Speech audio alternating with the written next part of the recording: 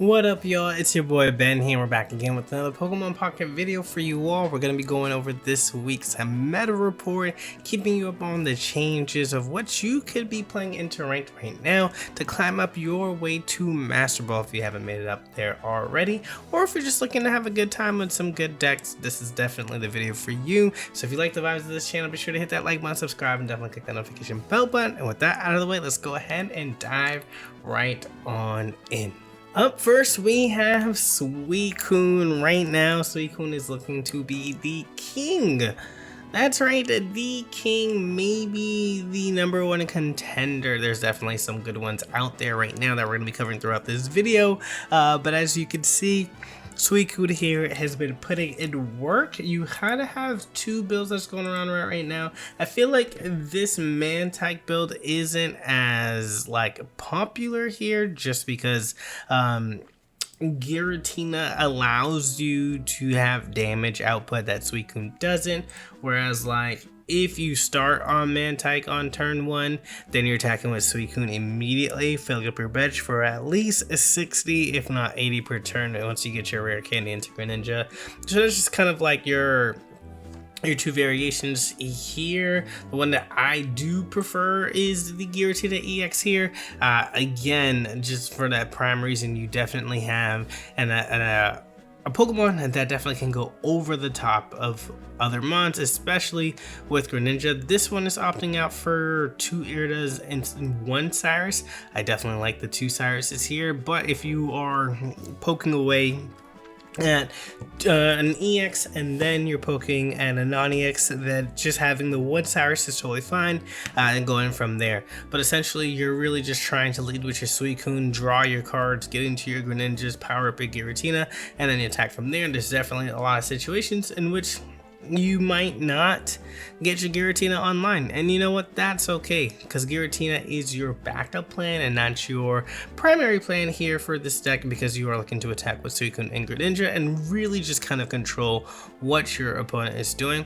It's been looking like Repel has been making a lot of waves as a card as of late. You'll see this card in a couple of board decks that we're going to be talking through, and so it's just very interesting. Let me know, have you been running Repel yourself, and how has that been going for you? Up next, we have the Guzzlord Celesteela deck. This deck has been making more waves actually, which is pretty cool to see it make it to the meta report 2 weeks in a row now.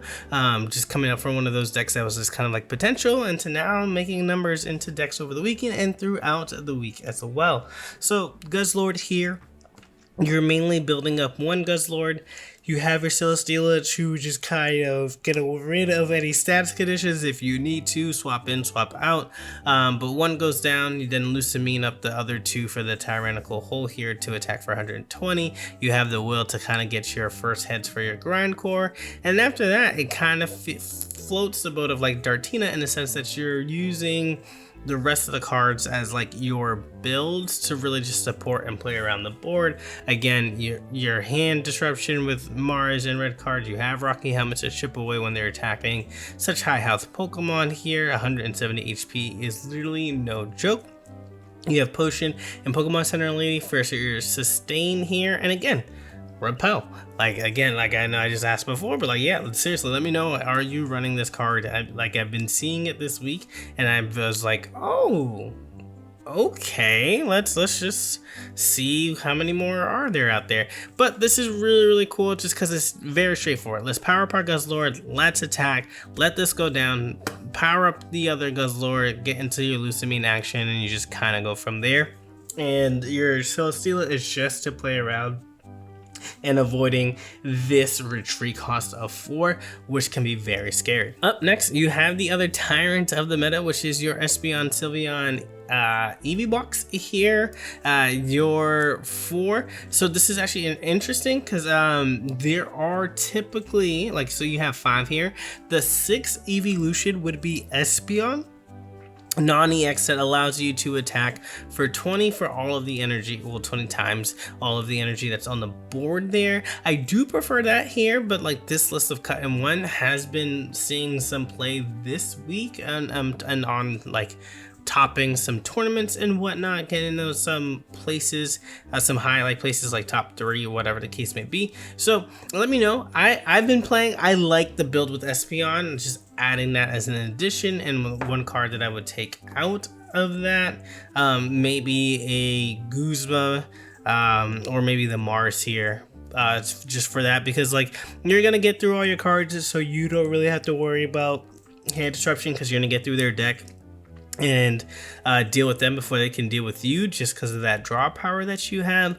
Espeon being able to tank with its psychic healing is amazing. You heal 30 per turn, and then you have the EV bag that heals all of the evolutions up. So that's what's really nice about this, is that there is more. It's like it's tricky, right? Because there's more sustain than you can think of, and because these attacks are no more than 2 energy, you can set up pretty quickly in terms of making sure that there's damage coming from everywhere, in terms of like Espeon, Sylveon, and like Espeon again. I definitely think I would recommend adding that one in there, and because of that, it really does put a lot of pressure on your opponent to keep up, because you're getting the cards through Professor's Research and Happy Ribbon, then throwing the energy on there, then attacking, then retreating, healing, attacking with another one. And so it can snowball for you if you're playing this deck really well in your favor, but not so well for your opponent. Up next, we have this Solgaleo EX deck that is running the legendary beast here, and so I'm throwing this on here, and maybe this could have been like new decks just to see like what it does as well, you know, the new decks potential here. But I was just very curious to throw this on for this week, because this was in more than one tournament, kind of doing well for itself. Essentially, you're using this as draw power instead of you know, Sylveon here, or instead of Shiinotic. But it's just interesting, just because you're not getting the energy, right? So these are like high retreat costs of 2 here, and maybe because you don't have to worry about that with Rising Road, you let them stay up front. They have a lot of health, they're drawing cards right away, and so the other 2 mons that we talked about, Sylveon EX and Shiinotic, actually you need to get into a stage 1, so that means you need to find your pieces, whereas like these guys, you don't need to, and so therefore you can play that out. And I think that they use 1 fire, 1 water, just kind of like type matchups, right? Like if you know that your opponent is playing water, you can lead with Suicune. If you know your opponent is playing lightning, you can play Entei, EX. Those are the 2 main ones. Maybe you could even throw a Raikou in there. There's not typically fighting right now, so you don't want to have to avoid that. But either way, you're using your draw power here, getting into your Solgaleo EX, using Rising Road to get these out of the front spot, attacking for your 120, using Repel to be able to get that other basic out there that you wish that you want to attack here. And then you're running, because you're only running 2 draw supports, which both of them do draw your cards, you actually get to add in more additional supporters here, right? Because you're now only running 2, 4, 5, 6, 7 Pokemon, as opposed to 2, 4, 5, and then like 4, like there's gonna be like 4 slots, right? Like these are the basics, and then 2 more for the stage 2s. So that's actually kind of interesting here. It's been doing well, which is like pretty cool. But again, idea: draw cards, Rising Road, attack for 120, and then you have kind of slots in here. The opponent does not, or not the opponent, this person did not pilot with the Steel Apron or even Leftovers, and I think some of those are really cool just for sustainability with Solgaleo, and just considering making sure that happens. But I also think the Rocky Helmet here is to chip away at like the 140s from Suicune, whatnot, and attacking for 120 HP with that. But yeah, y'all, This could be on the come up. Up next we have Dark Tina. I mean, there's really nothing else. You just continue to play this and see what the new trainers are with each new set, so that you can continue to build on it. I think this will stay and continue to be talked about in the meta until there are possible rotations in which you're not allowed to play older cards as we get into new ones. We're going to see how that works out as we are going to be getting our first letter soon, or the first letter, or our first letter change soon, with Megas coming in. That's going to be our first B1 set, and so curious to see how that all plays out in terms of older cards. But in the meantime though, Darkrai EX, Giratina EX, pretty reliable, pretty consistent. You are powering up your Darkrai while Giratina is powering itself up through its ability. You're proccing things, already putting folks into range with your Giratina EX. If things are a little bit out of the 150 range because of capes, you have Guzma, you have Red in order to be able to do that. You have Sustain with Potion and Pokemon Center Lady. You have the bulk in the HP for 150 and 140, so that way Rocky Helmet can also do some work against the Oricorios. And so like even that bird that was supposed to like do work against like decks like this really doesn't survive very often, because even Oricorio decks don't run a lot of heals. So they are, if they're attacking for 20, they're losing, or attacking for 50, they're getting some damage with Rocky Helmet, they're getting some damage through Darkrai procs, and like they're not doing enough because of the Pokemon Center Lady and the potions are doing that. And it always feels like this deck, you draw what you need or at least when I'm facing against it, they always draw what they need, draw what they have to respond to the board, and you get to do that because you're only running 4 Pokemon. You get to have the Cyrus, the Red, the Guzma, and everything else whenever you need it, because you have so many slots for it, and that is what really comes to the power of this deck. Now, should Pokemon Pocket continue to make high-powered basics? I'm not sure, because like we see the results with these, we see the results with Suicune, but we'll continue to see how they course corrected. They typically course correct with the release of even more broken cards. So I really gotta stay tuned to see what that is. But in the meantime, even in this world of Suicunes and Raikus and things of those nature, Dark Tina still stands strong in being able to top tournaments, go undefeated in tournaments, and win big. So if you are looking for a consistent deck to take you through your ranked ladder, this is really a good one. Up next we have the babies, and what I mean by that, this deck is running 4 of them, and you did hear that right. 2 Arceus EXs, 2 Darkrai EXs, 2 Kamalas. There's actually a video that's on the channel right now covering this exact deck, and boy oh boy does it feel great. Your Pichus, your Magpies, your Mantikes are meant to charge up your big bad basics in Arceus EX and Darkrai EX, so that way they can attack even earlier, right? Like instead of waiting 3 turns to proc this or waiting 3 turns to proc that, you're kind of supercharging into it, so that way you can get going, right? If you go second and you have the energy, Arceus is ready to attack on your second turn. If you go first, you can then play around with getting some Darkrai procs while the energy is being fed into something else as well. What's beautiful about this is you have a clear-cut answer with Kamala into your Oricorio decks. But however, if your Suicune matchups, they start on Froakie and you have the Kamala right there, you're easily able to power up your Kamala and to attack that Froakie before it can get into a Greninja, also making sure that the Suicune decks are also losing out on the bench slot as well. So there's a lot of like interesting things to do when you're thinking about, but the key factor here is like when you're dealing with those bigger threats, you want to knock them out of the way. What's really nice is that you really are proccing Arceus EX's ultimate force, which is like 70, and then you get 20 extra damage for every bench slot. There's 10 Pokemon in this deck, all of which are all basics, so they're just going straight to the board. You're able to find them very consistently, very quickly, because 50% of your deck are Pokemon that are either supporting the charge or attacking for high damage. and you're getting there.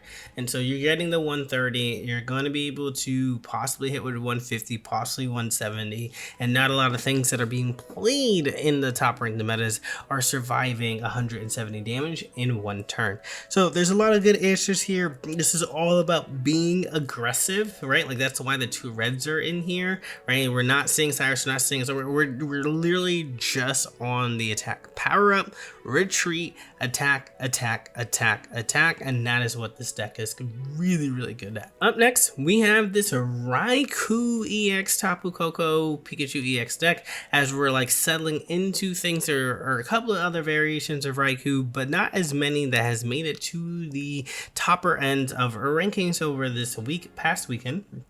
And the beautiful part about this deck here is that Zero Aura generates you energy. You're able to elemental switch. Raikou EX draws you cards. Tapu Koko EX itself draws its own energy. So there's lots of room for you to attack early. There's lots of room for you to attack quickly. And there's also room to be sneaky about it, especially with like a Pikachu EX, in which you can attack for 150, which clears out some of those other big ones. So you use these ones here to do the damage, to draw the first KO, that first point, and just kind of stick Pikachu in there to end off, right? Like it's 120 HP.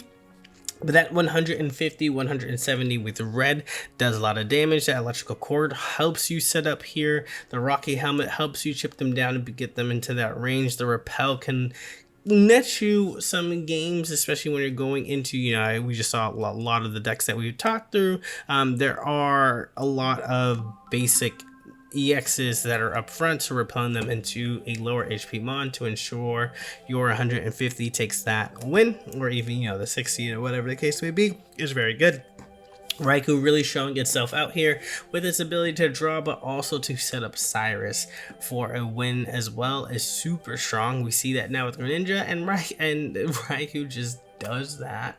It just does that for while it's doing good 60 damage, which is really cool, and for that draw support to really get into your other pieces to help you win a lot of games. Up next, we have a goodie, Titanol Savali Zero Aura. Here you're just drawing into it. This pilot is opting to go with Rocky Helmet. There are some folks who might elemental switch in here instead of the Rocky Helmets, but either way, they have to get through 50 damage through the Zero Aura. If they're going first, you're able to chip away and attack very quickly, which gives you time to set up for your Savali. Your Savali is attacking for 100. Like, this card is not going away either, especially with different ways. Elemental Switch has allowed this to breathe, but with the self-generation, quick generation of Zero Aura, and the fact that you can feed cards like you can feed lightning energy into it, is where you're gonna see this goes best, because you can then potentially attack on your second turn for 100 damage,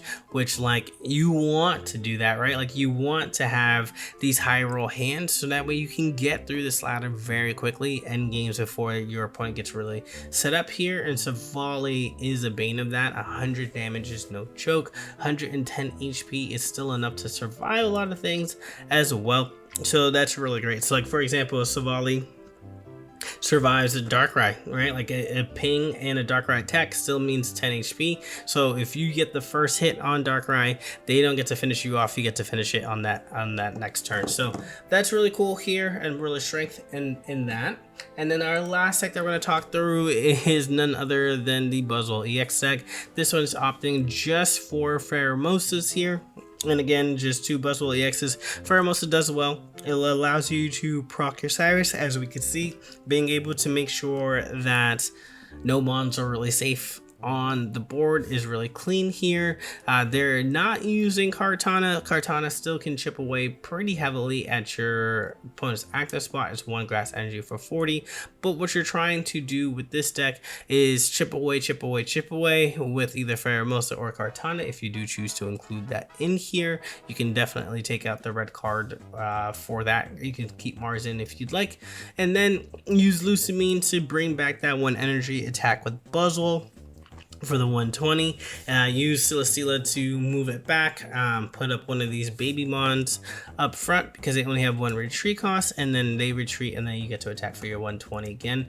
Possibly 140 here with the red, and that is pretty good, and that allows you to take out Arceus EX and with the red, and then with Darkrai and like even those like Dark Tina matchups, you are attacking for 140, which is Darkrai's and a whole house, so you're able to one-shot it due to weakness. So if you're seeing a lot of Dark Tina decks and you're getting tired of it, you can always come back to this deck right here as a good reliable, because you do have the advantage, the type advantage on half of their Pokemon, which is really strong from there.